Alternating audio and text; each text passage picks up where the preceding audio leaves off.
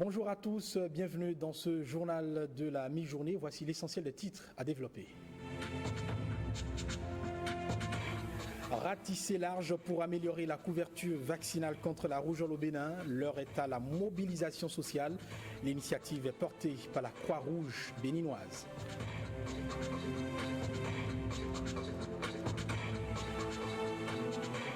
« 24 jeunes Africains se familiarisent aux techniques d'entrepreneuriat agricole. Le centre Songhai de Porto Novo sert d'incubateur à ce projet qui vise l'intensification durable de la production agricole.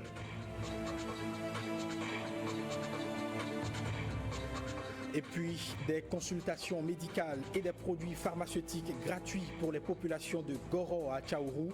La communauté islamique Ahmadiyya célèbre ainsi son cinquantenaire au Bénin.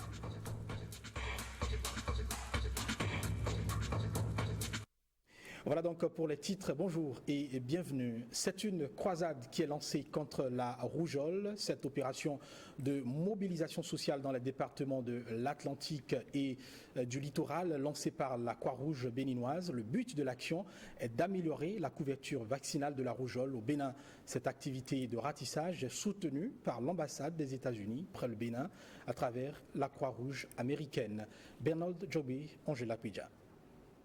Mobilisation générale au siège de la Croix-Rouge béninoise à Cotonou. Les volontaires de l'organisation veulent faire œuvre utile en participant à la lutte contre la rougeole. L'opération qui vient d'être lancée consistera à ratisser large, c'est-à-dire faire beaucoup de sensibilisation, préparer les communautés pour une grande campagne de vaccination qui se déroulera en fin d'année. Près de 500 volontaires de la Croix-Rouge béninoise vont prendre d'assaut les communes de Cotonou, Calavi, Alada, Tofo et Soava pour mobiliser les mamans à faire vacciner leurs enfants âgés d'au moins 9 mois contre cette maladie meurtrière de l'enfance. Si au Bénin, le système de santé et le système de surveillance ont permis de circonscrire cette maladie, on note la résurgence de ces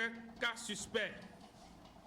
Ce fut notamment le cas en 2011, en 2013 et en 2014 où un nombre sans cesse croissant de cas ont été notifiés. En appuyant cette activité de ratissage, l'ambassade des États-Unis près le Bénin vise entre autres la protection des enfants béninois. Le lancement de cette campagne est également pour nous à la mission américaine un motif de satisfaction, d'autant plus qu'il concourt à l'atteinte des objectifs de la mission américaine dans le développement du secteur de la santé. Cette opération de mobilisation de masse va s'étendre du 1er au 11 mars 2017 dans les départements de l'Atlantique et du littoral. La journée a été célébrée pour la première fois au Bénin hier 1er mars, la journée zéro discrimination. À l'occasion, la diversité sous toutes ses formes et le rejet de la discrimination ont été prônés. La discrimination, rappelons-le, affecte des millions de personnes dans le monde. Au Bénin, un appel à la mobilisation a été lancé avec le slogan « Faites du bruit pour zéro discrimination ». Wenceslas Arouanimon, Huguette Mondelo. La journée zéro discrimination est un appel mondial pour la liberté, l'égalité et la fin de l'exclusion. En initiant cette journée, les Nations Unies veulent amener les populations à défendre une société plus juste et équitable. La commémoration de cette journée nous offre ainsi l'occasion de réexaminer nos valeurs fondamentales et culturelles afin de donner une meilleure image à la société béninoise, jadis très solidaire. C'est pourquoi je voudrais saluer l'engagement de toutes les parties prenantes, notamment du gouvernement béninois, l'initiateur de la présente journée, qui nous rappelle le rôle de chacun à l'endroit des personnes infectées. Je salue également l'initiative de la mise en place d'un plan national de lutte contre la discrimination qui faciliterait l'acceptation et la réinsertion sociale des personnes infectées. Au nom de tous les partenaires techniques et financiers, je salue très particulièrement l'engagement de la Première Dame et de sa fondation du même nom à redonner espoir à ces personnes pour la plupart vulnérables. C'est la première fois que le Bénin célèbre la journée zéro discrimination depuis son lancement en 2013. Le président du réseau béninois des associations des personnes vivant avec le VIH-Sida souhaite que les réflexions aboutissent à une véritable élimination de la discrimination. Une idée que partage le directeur régional de l'ONU-Sida et le représentant du chef de l'État au Conseil national de lutte contre le sida. Cette année, les Nations unies appellent tout le monde à faire du bruit pour la journée zéro discrimination. Une manière de montrer que chacun peut participer à cette transformation. Et puis, retenez ce nom, Dr Mama Bouraïma Adamo. Il est désormais aux commandes de la toute nouvelle direction départementale de la santé de la Liborie. La cérémonie de passation de charge entre lui et le Dr Fatiloulaye Djibril, qui avait à charge à la fois le Borgou et la Liborie, a eu lieu à Kandi, devant Firmin Bassao et Judika Elayena. Le Dr Fatiloulaye Issa Djibril se décharge et confie désormais le département de la Liborie au Dr Bouraïma Adamo, du moins dans le secteur de la santé. Ce dernier vient en effet booster le système de la santé dans le jeune département de la Liborie. Je voudrais donc le rassurer de ma disponibilité et je sais qu'il n'a point de doute là-dessus. Le chef de l'État, le président Patrice Guillaume Athanase Talon, est en train de mettre en œuvre les dispositions légales qui, du reste, sont laissées dans les tiroirs. Connu pour son professionnalisme et sa rigueur dans le travail, le docteur Mama connaît un parcours assez élogieux, mais conscient aussi des défis qui l'attendent. Nous voudrions que la cessation de travail toujours fréquente, la grève, arme fatale et dernier recours des travailleurs, ne soit pas manifeste dans nos centres de santé. Aujourd'hui, nos centres de santé constituent un casse-tête, un souci, pris en otage à ses propres acteurs. On va pour mourir et non pour se soigner. Les conséquences fortement funèbres constituent une guerre ouverte qu'on peut éviter à travers un dialogue social inclusif. Évitons de revoir les statistiques au risque d'hypothéquer l'espoir d'un lendemain meilleur. En ce moment où les indicateurs du secteur sont au rouge dans le département de la Liborie, la collaboration du personnel mais aussi des partenaires techniques et financiers est vivement souhaitée. Sur un autre registre à présent, 6 semaines pour former quelques 24 jeunes venus de 4 pays du continent en technique d'entrepreneuriat agricole. C'est le fruit de la coopération entre le Centre Songhai de Porto Novo et l'initiative régionale de la FAO pour l'intensification durable de la production agricole et le développement des chaînes de valeur. Guillaume Avienon, Brissumbo pour plus de détails. 24 jeunes venus de la Côte d'Ivoire, du Mali, mais aussi du Kenya et de la Zambie pour une formation de 6 semaines au Centre régional Songhai de Porto Novo. Une formation initiée par la coordination régionale Afrique de la FAO, l'Organisation des Nations Unies pour l'alimentation et l'agriculture, en vue de renforcer les capacités entrepreneuriales des 4 pays concernés. Vous êtes des pionniers. Vous êtes porteurs des germes d'une Afrique prospère qui se prend entièrement en charge et qui joue un rôle économique croissant sur la scène internationale. Il ne s'agit pas seulement de la sécurité alimentaire, il s'agit aussi de produire, de vendre.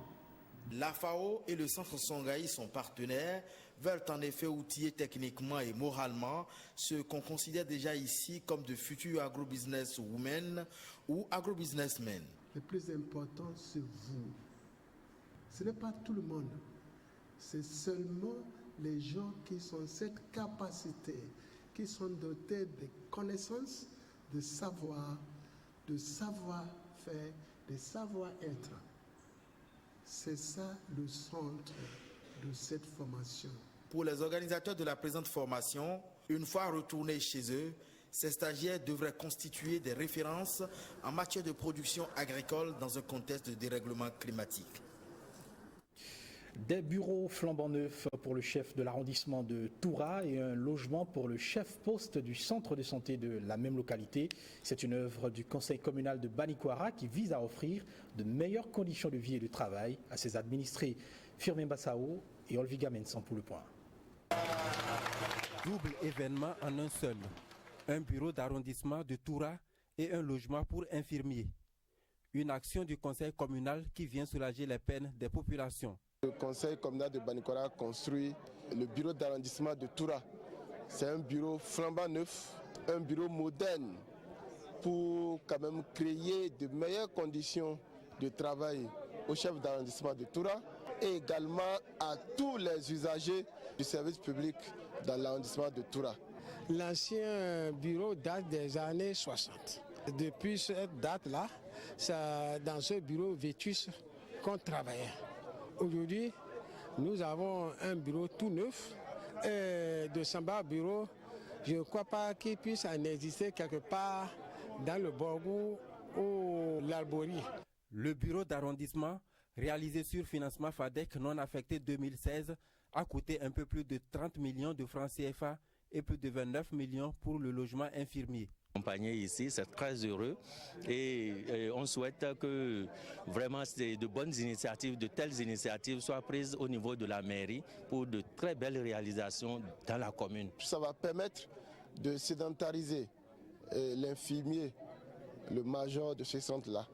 Et à n'importe quel moment, s'il y a des urgences, on pourra facilement taper à ses portes pour qu'ils viennent au secours des populations de Toura et des populations de Banikora. L'autorité communale en appelle à la veille citoyenne afin que les joyaux soient utilisés à bon escient. Parlons maintenant de cet ouvrage intitulé « Notre ami Kérékou » de l'auteur nigérien Amadou Ousmane. Le document a été officiellement lancé. L'ouvrage retrace le parcours politique de feu général Mathieu Kérékou, ancien chef d'État béninois. La cérémonie de lancement a eu lieu mardi à Cotonou. Le point avec Armel Nanfodji. Notre ami Kérékou, c'est sur ce titre évocateur que l'écrivain nigérien Amadou Ousmane a publié. L'ouvrage est une collection d'une quarantaine de témoignages sur le vécu de l'ancien président béninois. De la lecture des différents témoignages se dégage en filigrane le portrait d'un homme particulier ayant entretenu des rapports particuliers avec toutes les personnes l'ayant pratiqué à des moments distincts de sa vie politique et publique, des témoignages pour la plupart admiratifs et lyriques, parfois critiques mais toujours bienveillants. L'auteur revient ici sur sa motivation à publier un ouvrage sur Mathieu Kérékou. Mathieu Kérékou a présidé aux destinées de son pays pendant presque 30 ans. Il a été bon soldat, bon officier, bon dirigeant, bon croyant et surtout bon démocrate, puisqu'il a su quitter le pouvoir à temps. Dirigeant modèle pour son pays et sans doute pour l'Afrique entière, il est de ces hommes dont il convient de cultiver la mémoire. Il n'y a pas un seul être humain qui n'ait pas un défaut quelque part. Mais ce n'est pas les défauts qui passent à la postérité. Et lorsque, au cœur même de vos actes négatifs, vous posez un grand acte, une grande action, on doit nécessairement oublier ce que vous avez pu poser comme négatif. Et c'est ça Mathieu Kérékou. Parce qu'il avait une intelligence pratique hors pair. Des personnalités présentes à la cérémonie ont également témoigné de la grandeur de l'homme. Rendons-nous maintenant dans le village de Goro, dans la commune de Tchaourou, un village qui bénéficie depuis dimanche d'un camp médical gratuit. L'initiative émane de la communauté islamique Jamaat Ahmadiyya du Bénin. Elle vise à donner la chance aux populations de se faire consulter et de bénéficier gratuitement de médicaments. Kolawole Boniface Biaou. Un camp médical gratuit à Goro. L'initiative est de la communauté Jamaat islamique Ahmadiyya du Bénin en partenariat avec Humanity First. Que la Jamaat islamique Ahmadiyya, qui célèbre ses cinquantenaires de son existence à la terre béninoise, pour manifester ses gratitudes envers les populations, nous avons organisé ces camps médicaux gratuits pour soigner nos malades. Les populations n'ont point voulu rater cette occasion. Pour elles, c'était la joie dans le cœur avec l'espoir de voir leurs différents maux soulagés. Je suis content, on nous a appelé toute la population de venir prendre des médicaments. Je suis venu même avec mes femmes. Si vous arrivez à me guérir sérieusement, je vais prier pour vous et priez fort pour que rien ne s'oppose à votre travail.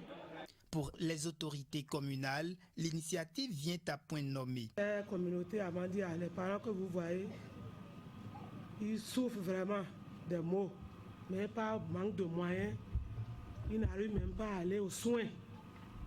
Vraiment, votre arrivée est la bienvenue. Ce camp médical démarré depuis le 21 février dernier va durer 3 semaines et sera au profit de nombreuses communes.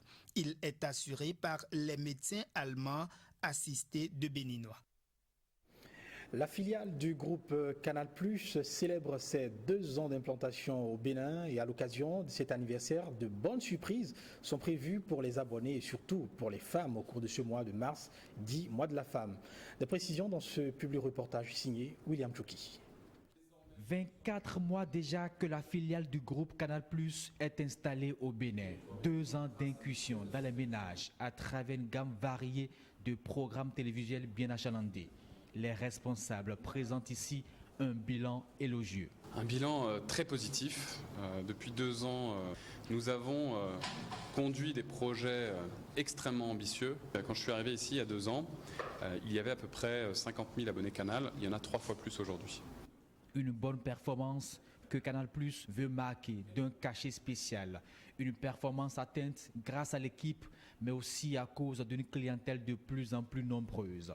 Une famille d'abonnés que Canal+ Bénin gratifie. Dès aujourd'hui, tous nos abonnés, tous les futurs abonnés vont bénéficier de 46 chaînes supplémentaires. Nous avons aussi les Mardis de l'Afrique avec un rendez-vous tous les mardis avec un programme africain qui est mis en valeur, avec des animatrices charismatiques, emblématiques. En plus des nouveautés, Canal+ Bénin a décidé de célébrer la gente féminine au cours de ce mois de mars. Des séries inédites, des films et documentaires à vous couper le souffle. On va célébrer le mois des femmes, donc tout le mois de mars sera à l'honneur des femmes. On va, grâce à une programmation extrêmement riche, les mettre en valeur, les mettre en lumière et les mettre à l'honneur. Canal+, décodeur, parabole et abonnement y compris, c'est désormais 25 000 francs CFA. Une baisse des prix de ces offres, une réponse à la demande des abonnés. De la musique maintenant dans cette édition, un album de 16 titres en vidéo et 36 en version audio. C'est ce que propose désormais au mélomane Albertine Menji Yayinou, dite Maman Lablé.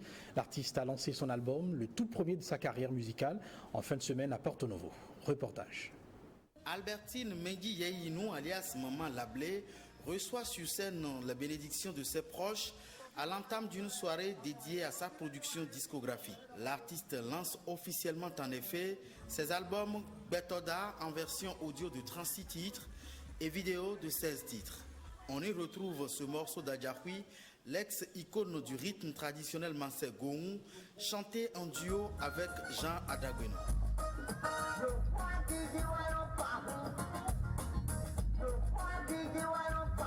Fans et curieux ont aussi eu droit en playback à quelques featuring de Maman Lablé avec Aimé Isaac, Zomando Kokon et Petit Miguelito.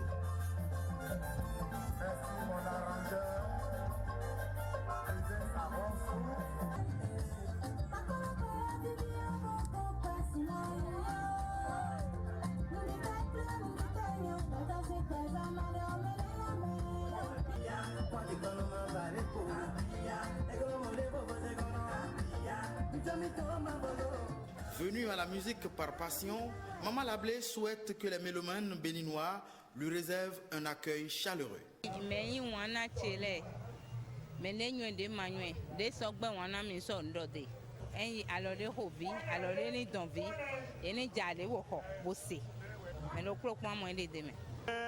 n'est pas restée seule pour chanter.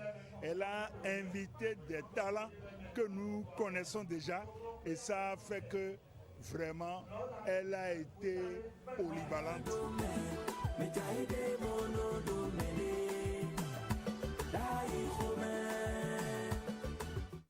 Voilà, avant de de prendre congé de vous, nous vous rappelons que le programme prévoit à partir de 14h en direct de la Zambie le match Soudan-Cameroun comptant pour la Coupe d'Afrique des Nations Junior U-20. À partir de 16h, la rediffusion du feuilleton Les Choix de l'amour. À 16h30, les annonces nécrologiques. Puis à 17h, le second match de cette journée, Afrique du Sud-Sénégal.